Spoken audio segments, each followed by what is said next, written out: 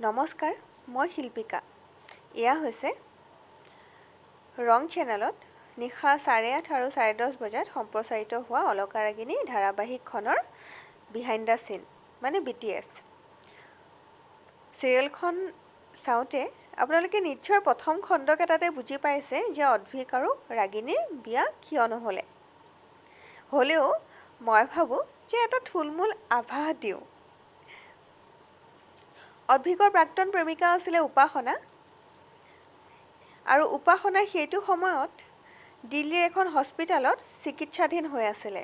সেইদিনা অদ্ভিকৰ আছিলে জোৰোণ, কিন্তু জোৰোণৰ দিনাই উপাসনাৰ দেউতাক বেদব্ৰত দত্তই অদ্ভিকলৈ ফোন কৰে আৰু কয় যে উপাসনা বৰ্তমান মৃত্যুশয্যাত আছে। তাই এটাই আশা যাতে অদ্ভিকক শেষ মুহূৰ্তত দেখা পায়। গতিকে দেউতাকে জীয়েকৰ আশা পূৰণ কৰিবলৈ অদ্ভিকক ৰিকুৱেষ্ট কৰে আৰু অদ্ভিকে মানৱতাৰ ধৰ্ম পালন কৰিবলৈ দিল্লীলৈ যায়, কাৰণ উপাসনাৰ হাতত তেতিয়া খুব কম সময় আছিল।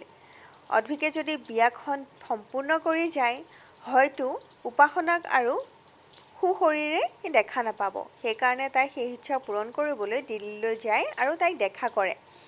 তেতিয়াই উপাসনাই তাইৰ সেই ইচ্ছাটো অদ্ভিকক কয় যে মোৰ শিৰত সেন্দুৰ দিয়া, মই সধবা হৈ তোমাৰ নামৰ সেন্দুৰকণ লৈ মৃত্যুবৰণ কৰিব খোজোঁ। গতিকে অদ্ভিকেও উপায়হীন হৈ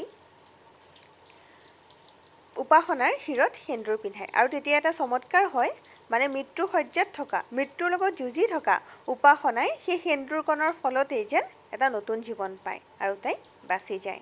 আৰু যিহেতু শিৰত সেন্দুৰ দিলেই, গতিকে দায়িত্বৰ খাতিৰত নাইবা কৰ্তব্যৰ খাতিৰত তাইক পত্নীৰ স্বীকৃতি দিবলৈ অদ্ভিক বাধ্য হয়।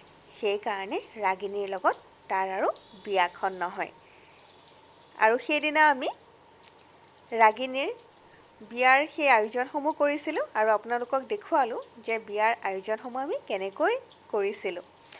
ধাৰাবাহিকখন চাই আপোনালোকে কেনেকুৱা পাইছে কমেণ্টৰ জৰিয়তে জনাব আৰু এনেধৰণৰ BTS চাবৰ কাৰণে মোৰ চেনেলটো ছাবস্ক্ৰাইব কৰিব, লগতে কৰিব লাইক আৰু কমেণ্ট।